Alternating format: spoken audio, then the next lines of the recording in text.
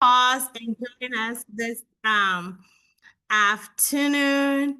We're going to talk a little bit about longevity and how we can do that purposefully. We have to use the we had used a blue zone for our experience here, and I thought it would be good to share with everybody how we can be intentional to live longer, better, and for ourselves and the people we serve. So I have some technical difficulties, so Michelle is going to be advancing the slide for me. So next slide, Michelle. So, just a little about me. Who is Belinda? You all can read, so I'm not going to read all that to you. So, I'm originally from Ghana in West Africa, and I came to school in Penn State in Pennsylvania. I have been working at Asbury for October will be 10 years since I've been in Asbury. That was when I moved to the area in 2015 and started working here. I love what we offer our residents here for well-being. It's a full engagement model. And everybody talks about the award that I won last year, but I always say that it's a sign of what we offer our residents here for well-being, being recognized in the industry in all of North America. So I hope that you would learn something new from our Asbury experience today. So that is in a nutshell, Belinda. So I do have a question for everybody. Next slide. So if all of us on this call today, if somebody comes and tell you that I have seen into the future and I know exactly how long you are going to live, and they tell you that Sherry is laughing so hard, and they tell you that you sure are going to live for 105 years. You will live up to 105 years. That's what a person tell you. What would that make you change in your life? What would you do differently? Like, take a moment and just reflect about that. What would you do more of? What would you let go of? Which friends would you engage more with? And knowing that you have the gift to live long, up to 105, what is one bold action you would take today, starting this very moment, to build a future that you want? Anyone can share. Think through it, but you can unmute and share. What would you do?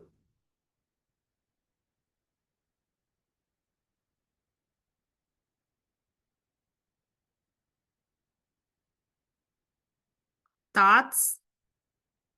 I can't see everybody, so I can't call names. So, Belinda, I would say if I interpreted that to also mean I didn't have to worry about accidents between now and then, I think I would do some more things like trying out skydiving and a little more daredevil-y type things. Yeah. Yeah. No accidental death. Let's say like there will be no accident. That's a good one. Who else wants to share? What would you do differently?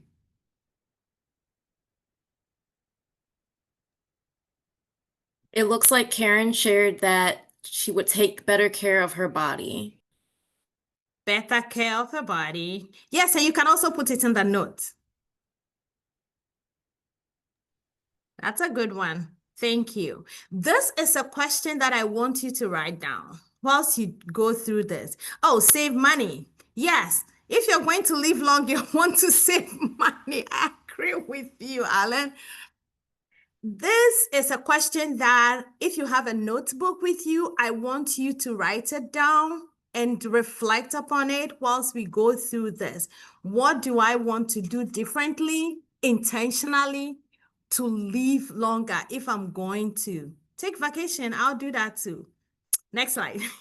So, this afternoon, briefly, we are going to try to take a look at the foundational principles that was found through the blue zones, get a little bit understanding of what the power of 9 principle is.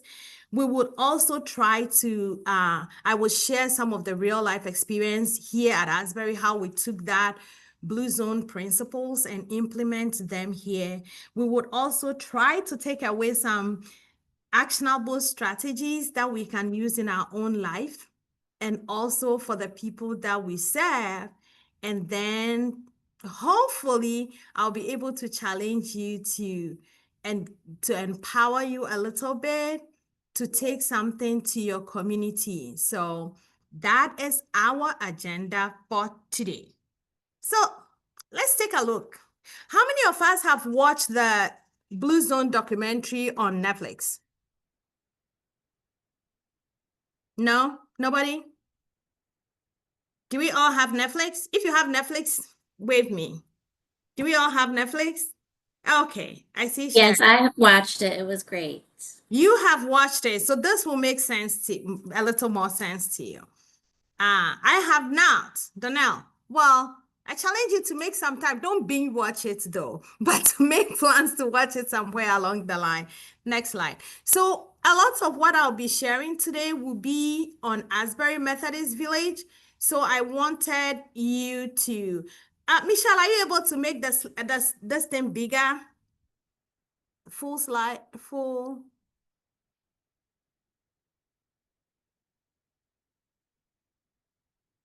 It's okay. Can everybody see all right? Okay. They can see it's okay. It's okay. Let's keep it that way. So I wanted you to know a little bit about Asbury. So I work at the Asbury Methodist Village campus. We are we are one of the many Asburys around. So my campus is the Asbury Methodist Village in Gaithersburg. We are a nonprofit that was established in 1926. So we are celebrating preparing for our 100th anniversary next year. As you can see from that little picture there, our campus is very green and so huge. We have 134 acres. And we have 10 neighborhoods. So the view in the picture, that is our pond with a lot of greenery around, overseeing the view. The building is one of our 8 independent living neighborhoods. Then we have an assisted living, and then we have a skilled nursing facility. So we have 10 neighborhoods. Between all levels of care, we have about 1,300 residents, and then we have a little over 700 associates. So a lot of the examples that I'll be sharing is from this community. So what are the blue zones? Only one person has watched the documentary, but I'm sure everybody had heard about the blue zones. You know, data shows life expectancy, people craving for longevity, sorting for longevity all around the world. But for America, the average life expectancy is supposed to be 72 years. But there are individuals around the world that Dan Buettner and National Geographic found out that they live way beyond 100 years. And these areas are the areas of Okinawa, Sardinia, Nicoya, Ikaria, and believe it or not, right here in the United States, Loma Linda in California. So people do ask me, like, why do they call it a blue zone in the first place? Well, according to Dan and his team, when they started marking out the place, when they started to find out where in the world do people live beyond 100 years, they would mark the space that they identify with blue dots. And as they kept moving along, there were all those blue dots on the map. So they decided to call it the blue zone. So there you have it. That's why the name, the Blue Zone. So what we want to do, if you haven't watched the documentary, is to review what Dan and the National Geographic documentary showed about these people, why they live this long, what is the common thread among them. So the region of Sardinia, they are a mountainous highlands, and they have the world's highest concentration of male centurions. Then in Greece, they have the lowest rates of middle-age mortality and the lowest rates of dementia. So they have a lot of centurions, but they are still alert in their 100+ years. Then there is also the peninsula of Nicoya in Costa Rica. They have the world's lowest rate of middle-age mortality and the second highest rate of male centurions too. In America, a lot of men die quickly than men, according to the data. And then right here in the US, we also have the highest concentration of centurions in Loma Linda, California. And I always say that I used to live in California. I wish I knew this before so that I would pay more attention to the Adventists in Loma Linda. The thing is, the whole thing about this is that as they made those blue points and they travel around, if you watch the documentary, you would see that there are certain things that were common among all those people. So the centurions, they may live in different continents, different countries, but they have some things in common. And what they have in common is what he named the power of 9, the principles that he's developed. And that is what they are using to help different counties and states in the US, because, and you will find out that some of the things that he's found out among them, it's not rocket science. Like, it's just common things around us that I'm sure some of you are already doing that. Some of us are already doing that, but we'll take a look at it. So he calls it the power of 9, but I said it's in 4 quadrants. So they have to move naturally, the right outlook to life, and then eating wisely and belonging. And all of them impact your life in a certain way. So, these simple actions, you will find out when you incorporate it into your daily routine, can have life-changing results, giving you more power over your own well-being. And when I found this, I said, let's do this at Asbury. And that is exactly what we did. And we have successfully implemented all 9, somehow, some better than the other, here at Asbury. So now let's take a look at this power of 9. I'm hoping that you would also be able to take something out of this and be able to intentionally and systematically. The thing about it is that there is a lot of things that vie for our time, and our well-being is always not at the top of our priority. But if you are not well, like, you can't serve people from empty. And this industry, we are all in it because we love to serve people, right? So it's important for us to take care of our well-being first.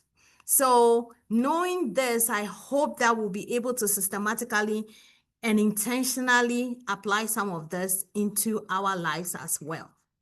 Okay, so let's look at the first power of 9. It's move naturally. So the people at Michelle, yeah, next slide. So you will see the red arrow to it. That is, so what you are seeing now, that is the whole power of 9. That is the principle altogether. But the people who are the longest living people, believe me, at least from what Dan Butner said, they don't pump iron, they don't run marathons, they don't join gyms. What they do is they live in their natural environment. They live in areas that naturally, like, force them to move naturally. Like they garden, they don't have mechanical maintenance equipment like we do. Like they don't mow their lawn with machines like I do or you do. They try to do a lot of things by hand, and that forces them to move naturally. So the question is, how can you incorporate moving naturally into your life? Because the data shows that regular low-intensive physical activity built into our daily lives, something as simple as just walking, gardening, housework, keeps our bodies agile and reduces the risks of chronic disease. So to me, to start moving naturally, just consider making a little bit inconveniences to your life. Instead of using the elevator, take the stairs. Instead of parking close to your office, park a little bit further and walk a little bit. If you go to the grocery store, park a little further away and walk. You have to use your muscle to move that cart. Don't fight with everybody at Costco to park close to the store. Just move down a little bit. So here at Asbury, what we have done for our residents, and I'm going to send that, Michelle or Sarah will send that as a complimentary.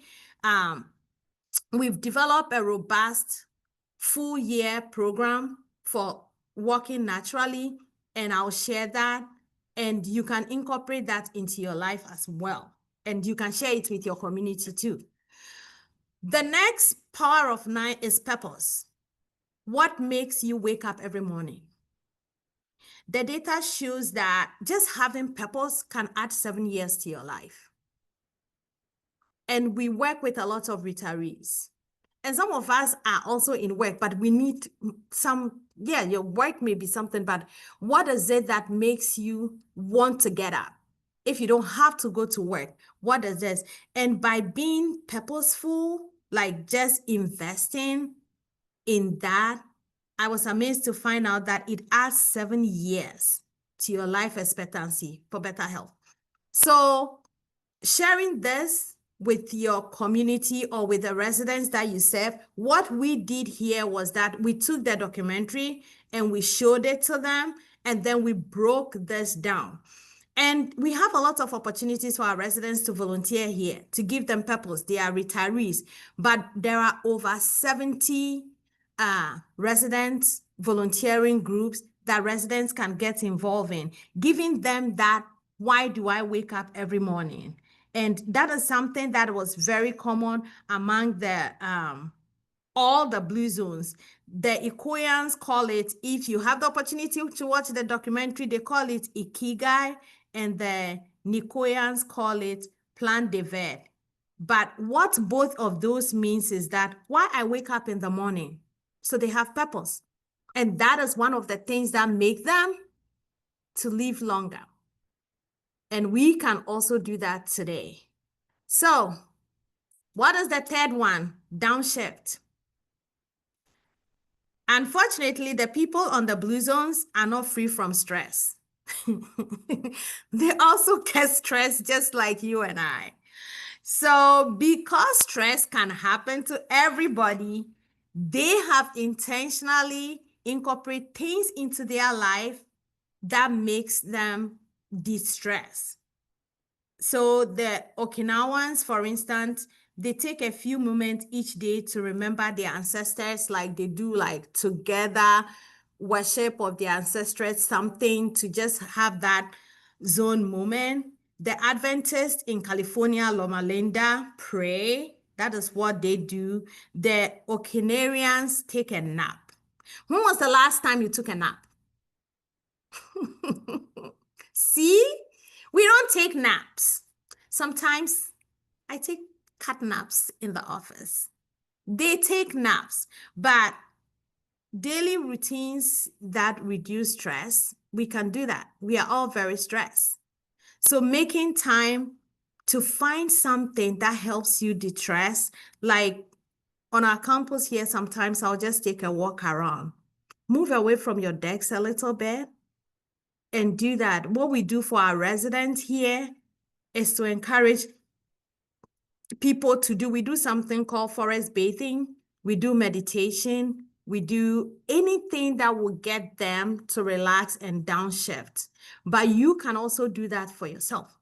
You can take some time away from your desk, take some time away from the children and the husband and the wife, and just take care of you.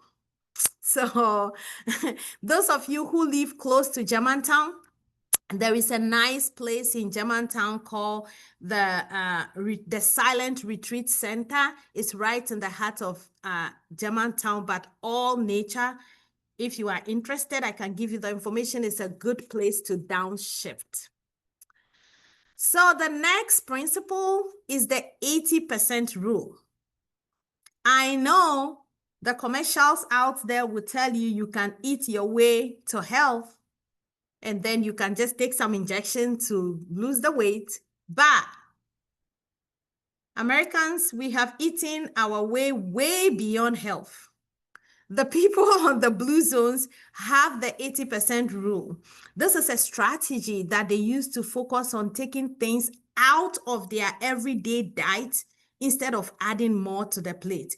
And interestingly, it actually goes very well with the nutritionist plate that they recommend for you to do. What they do is, there is a saying with I think it's the Ikoyans. They say something like Hara Hachibu.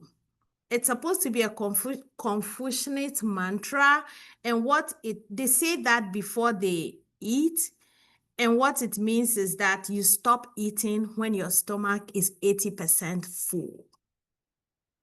And that is a principle that, like, I used to have an uncle who would eat and grossly burp. Like, you don't have to eat till you get to that point. Most of the people on the blue zone, they stop eating when they are 80% full. So hara hachibu is the word. Stop eating when you are 80% full. What it does is that it prevents you from overeating, it promotes digestive health, and it also reduces metabolic diseases. So 80% rule, hara hachibu. If you forget everything, remember that, 80%. The next principle, I think, it's plant slant. So meat people like my son and my husband, don't come after me. Most people on the blue zones eat a lot of plant-based food. They eat meat occasionally. It's not like vegetarian. They eat meat occasionally. So what diet primarily plant-based with limited meat, especially red meat, it's good for you.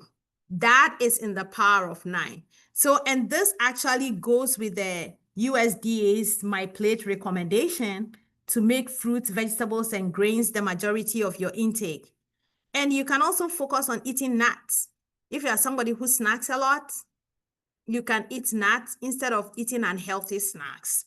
And hear this, a handful of nuts gives you an extra 2 to 3 years of life expectancy. Just a handful of healthy nuts. So adding beans like fava beans, black beans, soya beans, lentils, just healthy, will add. It's simple. Like I said from the beginning, like, it's not rocket science. Like, it's just simple things. And to find out that different people on different continents who don't know each other, who don't have any communication, excuse me, they have the same thing. All that I'm sharing runs through all those people. It means that we can also incorporate it into our daily life and be intentional about it. And of course, live as long as them. I don't know if I want to live to 100, but anywho. This is a fun one because I like it. It's wine at 5. Friends at 5 is not part of the original 9 principles. I added friends at 5 for those who don't drink. I drink wine, but for those who don't drink, you can still hang out with friends. So there are healthy plant compounds and antioxidants in wines. that had shown to reduce risks of heart disease. It's research, it's not me. Certain cancers, and it also slows progression of neurological disorders like Alzheimer's and Parkinson's. So people in the blue zones, except the Adventists, drink moderate alcohol. And those who were followed, it's not me, it's research proof, they lived longer than the non-drinkers. Those who drink moderately, they live, not wine, not alcohol. So they have their own drinks, but in America, because we're in America, please, not alcohol, wine, but they make their own, like the Sidonians, they have their own special Canoan, I think it's called. So it's alcohol to them. That's their wine. But the recommendation is just drink some wine. Yes. So enjoy your drink over a meal or social drinking with friends, and the social aspects to health. So if you are not a drinker, that's why I said friends at 5. After work, gather with some friends. So moderately, consumption, typically with friends and food, may improve cardiovascular health. So, but remember, it has to be paired with healthy lifestyle and strong social bonds. Those friendships are important. So don't drink by yourself. Don't go break the bottle. And please, let me add this, because I have to add this after doing this presentation for a while. No, you cannot stockpile the daily drinking and drink 14 glasses on Saturday. That is not allowed. So just drink that 1 glass a day and don't pile it on and drink all of it on Saturday. Not allowed. So the last quadrant is belonging. And the belonging has 3. It has the right tribe. So what we learn from this world's longest living people is that they are either born into a chosen social group or they create one. We are not meant to live life alone. And we all know about the loneliness pandemic. So they surround themselves, the Okinawans call it the Moa groups. They surround themselves with friends and family, and everybody has a tribe. So my recommendation, how do you apply that? Surround yourself with people who support you, people who support your healthy behaviors, and people who support your healthy habits. And a healthy social network would help you with that consistency, will help you that accountability and all that. And you can easily translate that to the residents that you serve. Like I said earlier, in our community, almost everybody who lives here has their own tribe, because we have over 70 residents volunteer groups that residents are involved in. So either in their neighborhood activities, we have museum outings, we have lifestyle events, and we are still fighting for the 30-something to 40% of residents who are not involved in anything to get them involved. The truth is, everybody needs that support. So do it for yourself and translate it to your residents as well. The next in the belonging is loved ones first. Happy and healthy centurions on the blue zone put their families first. And believe it or not, there is enough research to show that people who put their family first or are in some form of partnership, relationship, add 6 years to their life expectancy. That is how much that does to you. So just prioritize your family, commit to a life partner, keep your parents close by, even if they move to a CCRC or a retirement community. Keep your children close by, even if they move out from home. Reach out to them. Just, even if the relationship is broken, work on it, connect. Like data, there is enough data to prove that just doing that add 6 years to your life. And if we want to be purposeful in living longer, those are intentional steps that we have to take. The last of the 9, but not the least, is belonging. Belonging. Of all the people that on all the 5 blue zones, belonging was very important to their longevity. And it's also very important here at Asbury. That is why we have all those groups. And what is interesting that I found out from his research, Dan Butner's research, was that 5 excuse me, of all the people that were interviewed, 263 centurions who were interviewed, they all belong to a faith-based group. It doesn't have to be Christianity, but they all belong to something. So here is my challenge to you. It's important, if you're not a Christian, if you're not a Buddhist, if you're not a Muslim, if you're not, find a group to belong to.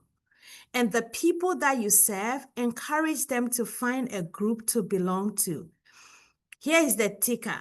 I love this data points because it just makes doing this more, what's the word I'm looking for? It's like there is empirical proof of what it does. The data shows that just belonging to a faith community or anything like a faith community add 4 to 14 years to your life. So keep adding those numbers up.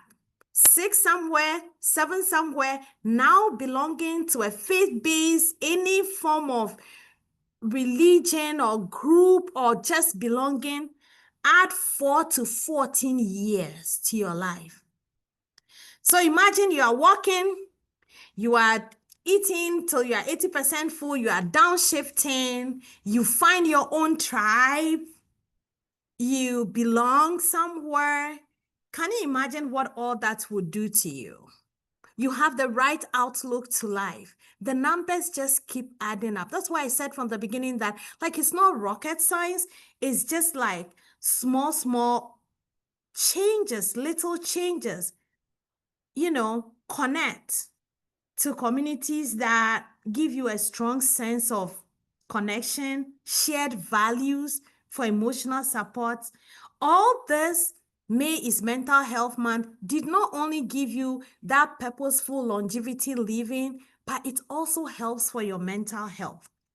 So now you know all the 9 principles that run through all this blue zones. The question is, what are you going to do about it? That slide, I don't know whether you can see it, but there are just some very, how do you call it? Simple things. I just put it all together. You don't have to worry about it. I'll send all that as a supplementary. These are some of the things that we did here for our residents. So the documentary is there. The information I've shared is there. But my thing is keep it very simple. If you want to do this in your neighborhood, you can just easily pull the Blue Zone documentary, show it to a group of friends, and have a discussion about it. Make it fun. If you are doing it in a CCRC, a retirement community, an assisted living or something, involve your culinary department. If you are doing it at home with friends, try out some of the Blue Zone recipes. They are simple to make. And if you are doing it in a huge community, involve all the residents. When we did it here, we involve all our residents, and they are still talking about it. This afternoon, we are going to have a celebration to celebrate all our residents that have been involved in the walking activity. Every month, we have a walking challenge, and I will send the challenge for June so that you have it. If you want to use it, you can use it. And we celebrate them. So my thing is, it's not complicated. Keep it simple. But for us, some of the things, and I'll share this too. One of the things that we did was to simplify everything that I've said into a sheet like this. And Michelle or Sarah will send that. And what it does is that it has the entire blue zone on one side and summarized version of what I have shared. And then at the back, it tells you 3 things that you can do. Like for move naturally, walk or bike instead of driving short distance, do yard work, gardening, or household chores regularly, use the stairs instead of elevator. For purpose, start your day with a goal or intention, volunteer or mentor someone, give a sense of meaning, write down what gives you joy or fulfillment. So for all the 9 rules, we have very simple things, and I'll share all this so you don't have to worry about it. And then you can print that for your friends. You can print that for your community, for your residents. So it's very easy to participate in. And the documentary is on Netflix.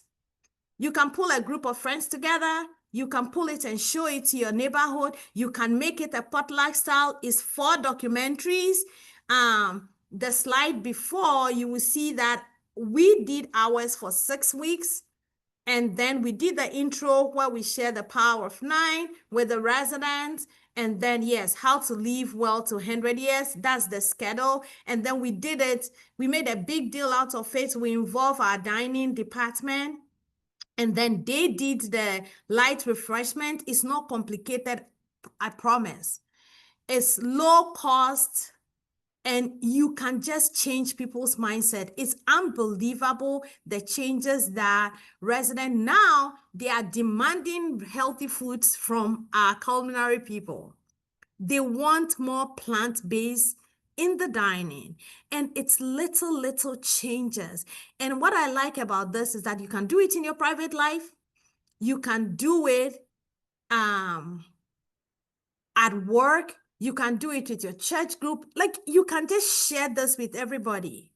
And we can all together be intentional about living longer. The question I ask is, do you want to live longer sick in bed with all forms of chronic diseases?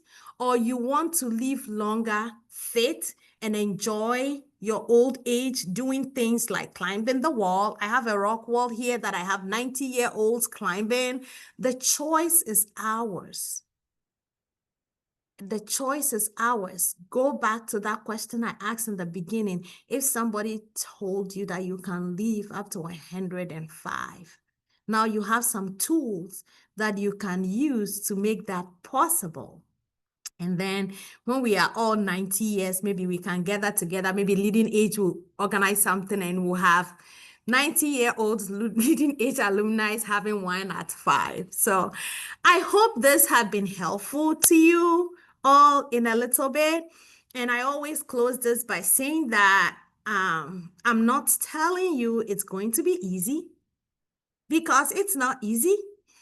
I'm saying this, but it's a struggle for me every day, and I have to be intentional about it. But what I'm telling you is that it's going to be worth it. So give it a try.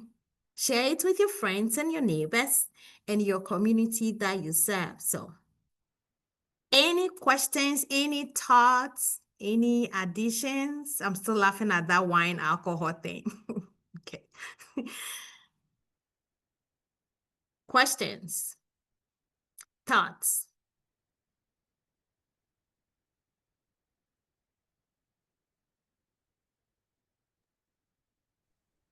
I like the idea of showing the film, the documentary, with a group of residents and seeing what it sparks in them as a starting point for a community.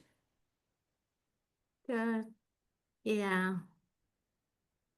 And if your residents are the outgoing type, what I did to involve more residents was that instead of having somebody on my staff be the person to ask the questions. And if anyone is interested, I have prompt set questions for all the documentaries already. So if you plan on doing the documentaries, I can walk you through how you can coordinate it. So what I did was that instead of me or one of my staff doing it, I got a resident and I said, hey, this is what we are going to do. Residents will relate to more residents, and she asked the questions. And we usually will pull 3 questions, and then after watching the documentary, and it was just amazing having another resident to be the one asking the question. So it's like their own person, right? So yeah, that's good. Thank you, Alan.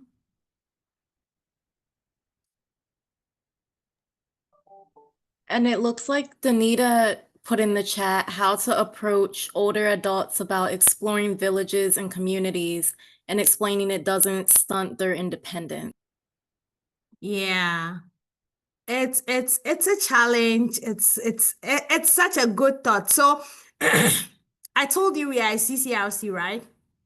People move into our community because they like the idea of moving through the continuum. So they are in independent living and they are aging. Then it's getting to that time that they have to move to the assisted living. That is when the challenge comes in.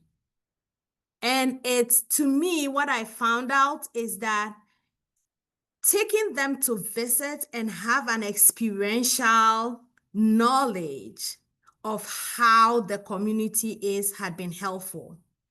Because when your children are telling you that this is good for you, or a salesperson is telling you this is good for you, most of the time it doesn't make that. I had this one resident, it got to a point the social workers need to give her like a condition letter and all that, but she's always been very good with wellness. So I walked to her department because of that relationship, her apartment, and we started talking, and we paid a few visits to the assisted living. Same campus, not far away, but she was so resistant. But taking her there and seeing the life that is lived there, that you are not losing your independence really. At least in our assisted living, we engage them, we let them continue doing the things that they used to do. They have their own council, they have their own events and stuff like that. That sold her. So I would say that instead of just having the head knowledge and the paper knowledge, if it's possible to do that visit multiple times so that they'll have an experiential knowledge of what the communities are like, probably that will help.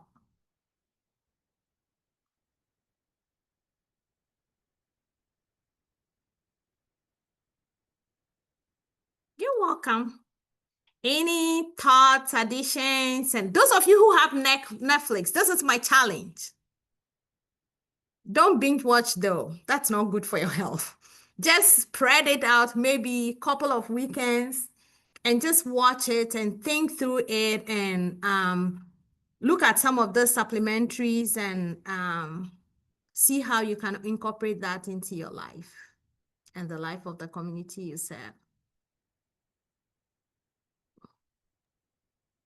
Great. Thank you so much, Belinda. And of course, if there's any other questions, we have a few more minutes. I'm going to put my email in the chat. Wonderful. If you have any questions, and I will send all those supplementary things to Michelle and Sarah, and feel free to reach out. And the good thing about this is that one other thing we do here is to combat loneliness. And when we started this Blue Zone journey in 2024, April to be specific, I didn't know that it will also help with the loneliness project, but residents embraced it so much. And now there are people walking together in groups. They are calling their friends to walk, because when we do the challenge, the walking challenge, we call it the Blue Zone Walkability Program. It forces people, because it's so simple, to invite their friends, to invite their neighbors, and everybody's talking about it. So it's just taking a life of its own. And now the unintended benefit is that it's also benefiting the loneliness projects. Because loneliness is a big thing, and people are just stuck on their rooms watching TV and TV tray foods, and they are not doing all that. So there is a lot to benefit from it, even things that you don't plan to do.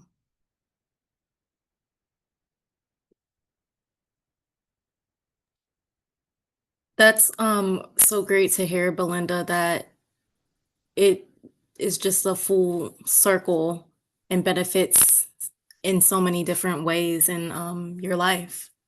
And it's something that, you know, you can do maybe with baby steps, but easily. It's not too hard to incorporate. So that's great. Yeah. Well, if there's no other questions, then we will give you back 10 minutes of your time. But thank you again so much, Belinda, for sharing this presentation with us. All wonderful, wonderful stuff. And I will be sure to share out all the tools that Belinda has sent me over to you all. And as Belinda said, if there's any questions, please don't hesitate to reach out to Sarah or I or Belinda.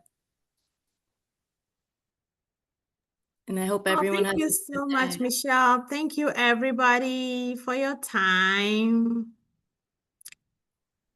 Thank you, Belinda. This was wonderful. Thank you.